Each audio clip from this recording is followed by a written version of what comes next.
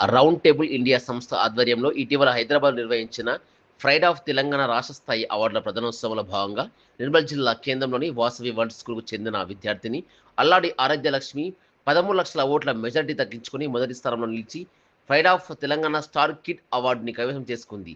ఈ అవార్డును ప్రముఖ జ్యూరీ సభ్యులు ఆమెకు ప్రదానం చేశారు. ఆరాధ్యలక్ష్మి వివిధ సాంస్కృతిక సృజనాత్మక కార్యక్రమాల్లో ప్రావీణ్యం సాధించి పాఠశాల స్థాయి నుండి రాష్ట్ర స్థాయికి ఎదిగి అందరి మన్ననలు పొందింది.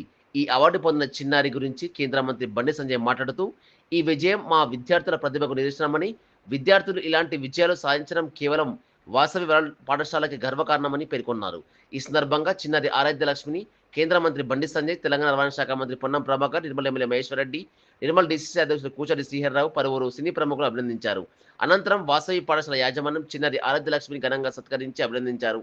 ఈ కార్యక్రమంలో పాఠశాల secretary Jagadish Reddy, correspondent Pothareddy, principal Sharjohnson, ఉపాధ్యాయులు మరియు విద్యార్థులు పాల్గొన్నారు.